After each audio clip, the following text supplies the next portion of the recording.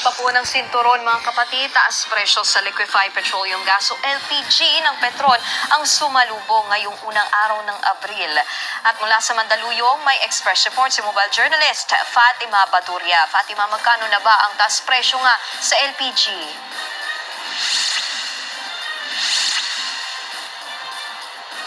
Nikki, kasabay ng pagpasok ng Abril ang price hike sa liquefied petroleum gas o LPG.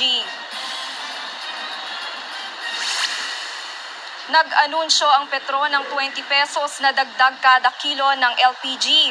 Dahil sa taas presyo, ang isang tangke o 11 kilogram ng LPG ay magmamahal ng 220 pesos kumpara dati. Sa bilihan nga ng LPG na ito sa Mandaluyong, ang dating 1,334 pesos na presyo ng isang tangke, ngayon ay 1,554 pesos na. Para sa 7 kilos na LPG, 1,012 pesos na ngayon mula sa dating 872 pesos, habang ang dating 357 pesos para sa 2.7 kilo na LPG, ngayon ay 411 pesos na. Alinsunod daw ito sa itinakdang international contract price para sa LPG ngayong buwan. Epekto pa rin ito ng patuloy na gulo sa Middle East na nakakaapekto sa supply ng produktong petrolyo sa bansa at nagpapamahal sa shipping cost nito. Umaaray naman ang ilang may-ari ng karinderya sa mahal ng presyo ng LPG. Pakinggan natin ang ilan sa aking nakausap.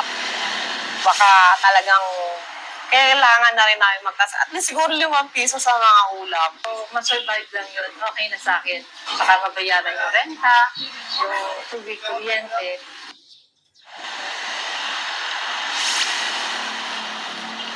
Nikki, ayon naman sa mga may-ari ng karinderya, kahit nahihirapan ay pursigido pa rin naman daw sila na magpatuloy sa pagnenegosyo, no? Ang Yan, mga gagawin guys. lang daw nila yan sa pagtitipid at sa pagdagdag Tumaas na naman ng yung mga ating presyo sa mga kanila. gasol. Nikki, Paano pa tayo Yan ang magluluto express report niyan? ni mobile journalist Fatima Grabe Baduria. na po, di ba? Mga kapatid, Nikki de Guzman po. Para sa Yan, no? pasada ng mga rumaratsyadang balita, Hirap na po tayo mag-follow ngayon. at mag-subscribe na sa social media pages Ano ng pa News 5. ang gagawin natin? Ano na lang tayo, mangunan tayo ng gatong. Magagatong na lang para makapagsaing, makapagluto. Ang mahirap pa niyan, yung wala pa tayo maisaing. Ayan mga guys, kaya may awa naman ang Panginoon na sana ay makalagpas tayo dito sa atin mga problema na pinagdadaanan. Hindi po tayo kasali sa gulo sa mga ibang bansa, pero masahol pa tayo na isinali sa gulo. Dahil po dito sa nangyayari, at grabe na po ang pagtaas ng diesel at yan, yung mga imgas na yan, hindi na po ako bumili. Ang ginagawa ko na lang po, bumibili na lang po ako ng luto. Ganun din. At medyo nakakamura ka pa pag bumili pa ng luto. Di na ako magluluto. Di na ako magluluto ng ulam. Di na ako gagamit ng gasol. Luto na lang po ang bibiling ko. At nagsasaing na lang po ako ng sa rice cooker. Ay ang mahirap pa niyan pag nawala pa ang ating kuryente. Di ba po? Malaking problema po yun. Kaya yan, mangangapa tayo sa dilim. Sana naman po, bigyan tayo ng Panginoon ng magandang